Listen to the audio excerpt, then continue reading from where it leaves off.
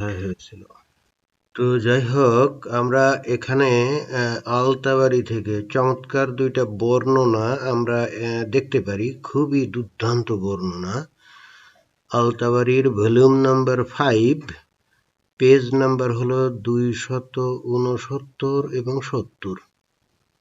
এখানে দেখুন লেখা আছে যে when she was pregnant with him, she dreamed that there came forth from her a light by which she could discern the fortresses Qasr of Busra in the land of Syria. এখানে বলছে যে তাকে নিয়ে যখন উনি তিনি গর্ভবতী ছিলেন, অর্থাৎ আমাদের নবী যখন তার মায়ের পেটে ছিল, আমিনার পেটে ছিল, তখন আমিনা উনি একটা স্বপ্ন দেখলেন এবং সেই স্বপ্নে উনি দেখলেন যে ওনার থেকে একটা আলো বের হয়ে যাচ্ছে, যেটা নাকি সিরিয়ার বুশরাতে যে ফোর্ট্রেসেস অর্থাৎ দুর্গসমূহ আছে, ওই দুর্গসমূহ কি হয়ে গেল, আলোয় আলোকিত হয়ে গেল। আমরা এই একই বর্ণনা একটু অন্য জায়গা থেকেও আমরা পড়ে দেখতে পারি। আলতাবাড়ি ভলিউম 5, পেজ নম্বর হলো 275-275।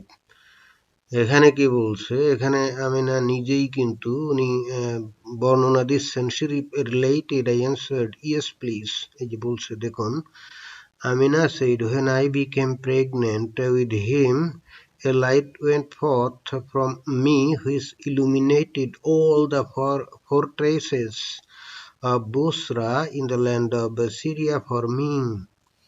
তাহলে এখানে এই একই কথাই বলা হচ্ছে যে যখন উনি নবী মায়ের পেটে ছিলেন, তার পেটে ছিল, তখন তার শরীর থেকে একটা কি লাইট বের হলো, যেটা নাকি সিরিয়ার যে বুসরা শহরের যে দুর্গগুলো ছিল সেগুলো আলোয় আলোকিত হয়ে উঠল। আমরা যদি আরো একটা দলিল পড়ি, আরো একটা ডকুমেন্ট যদি আমরা দেখি, দেন আমরা কি দেখব যে আলতাবাড়ি ভলিউম নাম্বার 5, পেজ নাম্বার 282 অর্থাৎ 282। এখানে কি বলছে, এখানে আমাদের নবী নিজেই কিন্তু এই কথাটা বলছেন একটা ঘটনার প্রেক্ষিতে। এখানে বলছেন যে my mother saw in a dream when she bore me within her womb, and that there came forth from her a light which illuminated for her the fortresses of Busra in the land of Syria। একই বক্তব্য কিন্তু ভিন্ন কিছু না, অর্থাৎ তিনটে জায়গার বক্তব্য কিন্তু একই। এবং এখানকার এই বর্ণনার সবচেয়ে গুরুত্বপূর্ণ বিষয় হলো যে এখানে বলা হচ্ছে যে সিরিয়ায় একটা বুসরা বলে নগরী আছে বা জায়গা আছে, যেখানে কিছু দুর্গ আছে, যে দুর্গগুলো আলোকিত হয়ে উঠল। এটাই কিন্তু এই জায়গার মূল পয়েন্ট। এখন আমরা দেখি যে সিরিয়া কোথায় আর মক্কা কোথায়। আমরা জানি যে আমাদের নবীর আম্মা উনি তো মক্কায় থাকতেন, ওই মক্কায় তো আমাদের নবীকে জন্ম দিয়েছিলেন, এটাই তো আমরা জানি, তাই না?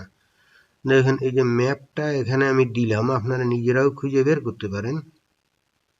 আপনারা যদি গুগল আর্থে গিয়ে এখানে বুশরা দিয়ে তারপরে যদি কমা দিয়ে সিরিয়া দেন, তাহলে কিন্তু আপনারা এটা বের করতে পারবেন। এবং এখানে বের করলে দেখুন যে এই যে ম্যাপটা চলে আসবে, এখানে দেখুন যে মক্কা কোথায় আর বুসরা কোথায়। দেখছেন এখানে যদি জাস্ট ফ্লাইট দূরত্ব তো বোঝেন, একেবারে সরাসরি ডিরেক্ট 1287 কিলোমিটার, অর্থাৎ প্রায় 1300 কিলোমিটারের মতো দূর।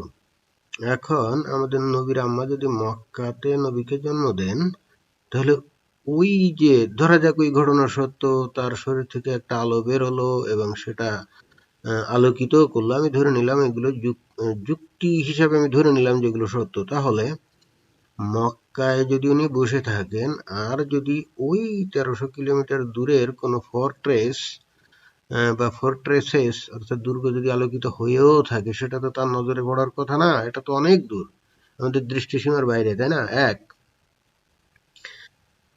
তাহলে বিষয়টা কি, একটু যদি এইবার যদি আমরা অন্য যুক্তি খাটাই, তাহলে এমন একটা জায়গায় আমিনা উনি ছিলেন যেখান থেকে আসলে এই বুসরার যে ফোর্ট্রেসেস অর্থাৎ দুর্গগুলো দেখা যেত। বিষয়টা এমন হবে না? তাহলে হয় তিনি খোদ বুসরা নগরীতেই বসবাস করতেন, অথবা বুসরা থেকে একটু দূরে। মনে করেন যে অনেক উঁচু যদি দুর্গ হয়, সেগুলো তো অনেক দূর থেকে অনেক সময় দেখা যায়, তাই না? তো তাহলে এখানে যুক্তি অনুযায়ী যদি বাস্তবতার নিরিখে আমরা যাই, তাহলে হয় উনি বুসরা নগরীতেই বসবাস করতেন, অথবা বুসরা থেকে একটু দূরে, হয়তো 2 কিলোমিটার, 4 কিলোমিটার, 5, 10, 15 কিলোমিটার এরকম দূরে, এরকম কোন একটা জায়গাতে ছিলেন যেখান থেকে নাকি ফোর্ট্রেসেস অর্থাৎ ওই দুর্গগুলো দেখা যায়। এবং এই বিষয়টা কিন্তু 3-4 বার করেই কিন্তু বর্ণনায় আসছে। তার মানে এই বর্ণনাটাকে হালকা হিসাবে দেখার কোনো সুযোগ নেই। এবং আমাদেরকে বুঝতে হবে যে ইসলামের যে প্রাচীন যে ইতিহাসগুলা, সবগুলোই কিন্তু রচিত এই আল-তাবারির এই কিতাবের ভিত্তিতে। দুনিয়ায় অন্য কোনো কিতাবের ভিত্তিতে কিন্তু ইসলামের ইতিহাস লেখা না। আজকে আমরা সারা পৃথিবীতে যত ইতিহাসের বই দেখি, মানে বিশেষ বিশেষ ইসলামের ইতিহাসের বই দেখি, এইগুলো কিন্তু সবই এই আল-তাবারির বইকে ভিত্তি করেই কিন্তু সেগুলো রচিত, আপনাকে বুঝতে হবে। অর্থাৎ সেই কালের সেই কালের যে ইসলামের ইতিহাসগুলো, সেগুলো সবই আল-তাবারির উপর ভিত্তি করে লিখিত। তো যাই হোক, এখন কথা হচ্ছে আলো বের হোক বা না হোক, ধরে নেই ওটা গল্প অথবা বানিয়ে বলা হচ্ছে, কিন্তু এখানে ওই যে জায়গাটার কথা বলা হচ্ছে সেটা কিন্তু খুবই গুরুত্বপূর্ণ। অর্থাৎ এই আমিনা নিজে এই বুসরা নগরী চিনতেন, এবং এই বুসরা নগরীতে যে কিছু মানে দুর্গ আছে সেটাও উনি চিনতেন। আমি ধরে নিলাম যে আলো টালো কিছুই বেরোয় নাই, যারা নাকি কাফের নাস্তিক আছে তারা হয়তো বলবে দৌড় এগুলো বাজে কথা, আচ্ছা ধরে নিলাম। কিন্তু এটা বাজে কথা হইলো, উনি যে এই বুসরা নগরী চিনতেন এবং এই সেখানে যে কিছু ফোর্ট্রেস আছে এটা উনি জানতেন।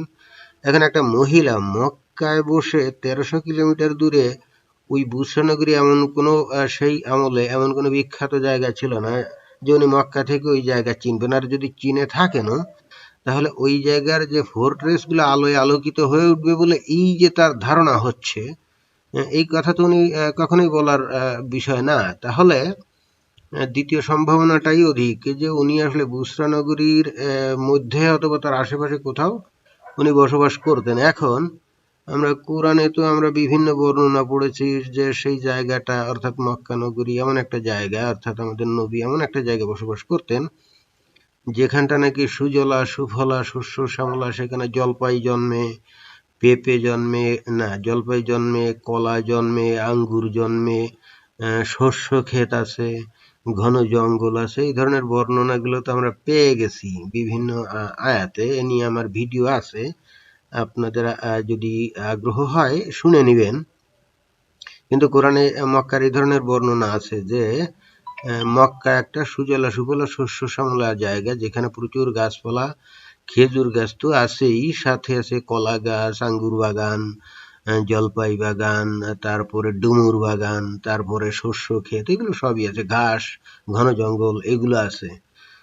এইরকম এই বর্ণনাগুলো আছে। এখন আমরা যদি বুসরা নগরী বা তার আশপাশে আমরা যদি একটু সার্চ করি যে আসলে এই ধরনের পরিবেশ বেষ্টিত কোনো প্রাকৃতিক পরিবেশ বেষ্টিত এই ধরনের কোনো জায়গা সেখানে আছে কিনা, তাহলে কিন্তু 2 এ 2 মিলে 4 হয়ে যাবে, ঠিক না? সুতরাং আমরা এবার সেই জিনিসটা দেখবো। আসুন আমরা সেই জিনিসটা একটু দেখি।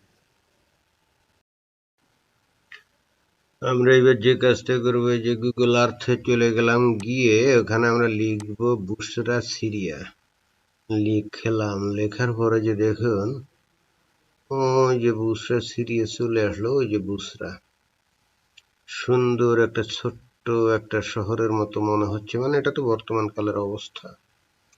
তো এখানে আসলে ক্যাশ মানে ফোর্ট্রেস আছে কিনা যে দেখি, যে ছবি আশেপাশে চাপ মানে ক্লিক করলাম, এই যে চলে আসলো ফোর্ট্রেসের ছবি।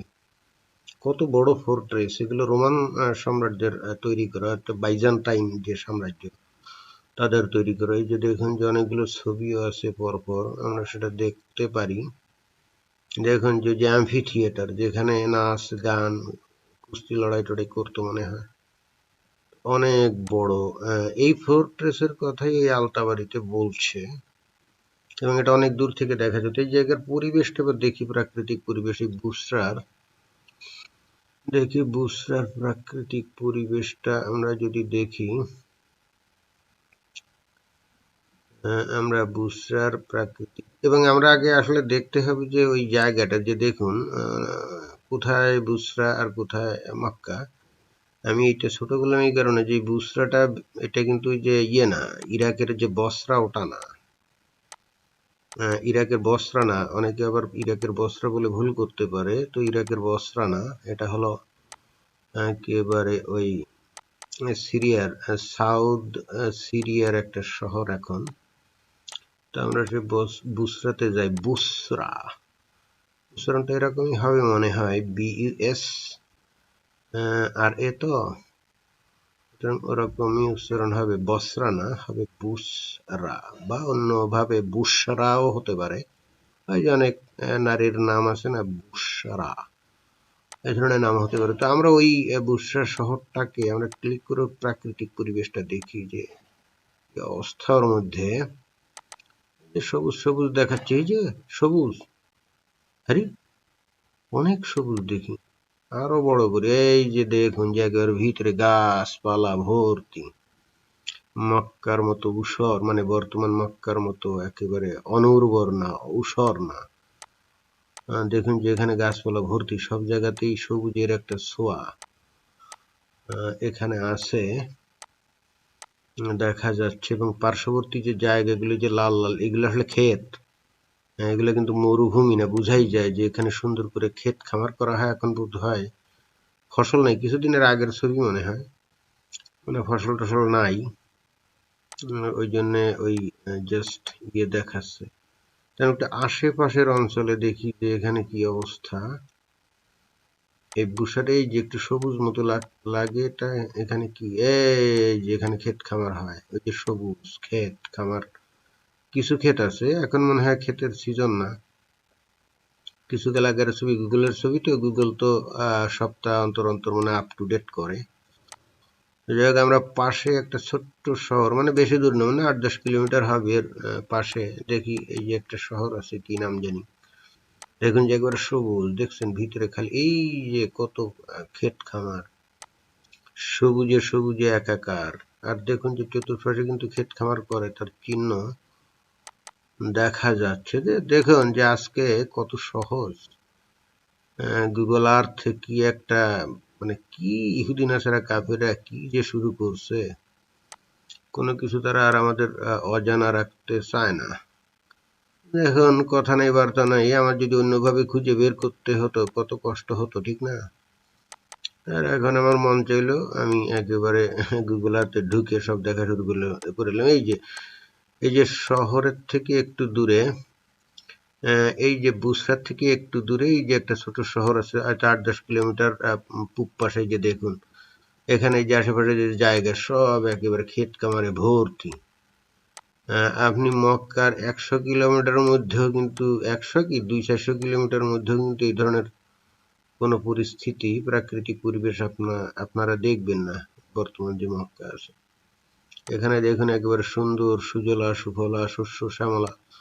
ওই যে কোরআনে মক্কার বর্ণনা আছে না, যে সেখানে খেজুর বাগান তো আছেই, একই সাথে আছে ডুমুরের বাগান, জলপাইয়ের বাগান, শস্য ক্ষেত, শাকসবজির ক্ষেত, এগুলো সব আছে। যে দেখুন আমরা সুন্দরভাবে দেখছি কিন্তু।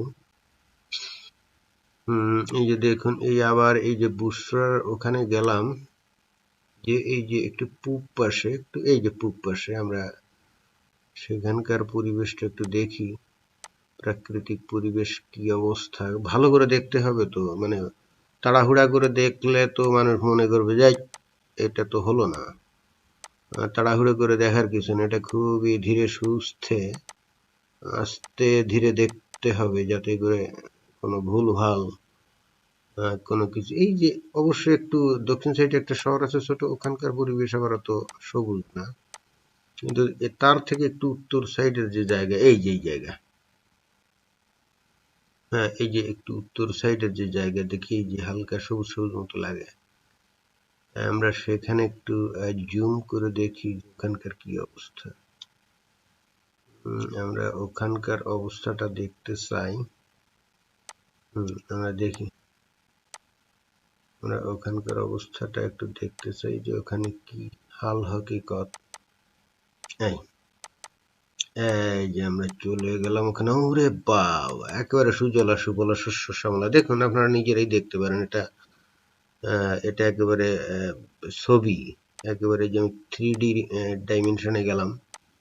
দেখুন যে এখানে কি সুন্দর ক্ষেত খামার, দেখছেন সে কত সুন্দর অবস্থা। যে মক্কার যে বর্ণনা কোরআনে আছে না, যে ডুমুরের বাগান, জল পাইয়ের বাগান, শাক সবজির ক্ষেত, শস্য ক্ষেত, এগুলো আছে না, ফলের বাগান, আঙ্গুরের বাগান, এগুলো আছে তো কোরআনে। তো মক্কার এত সুন্দর বর্ণনা আছে, তো দেখুন যে তার সাথে প্রায় মিলে গেল, দেখলেন?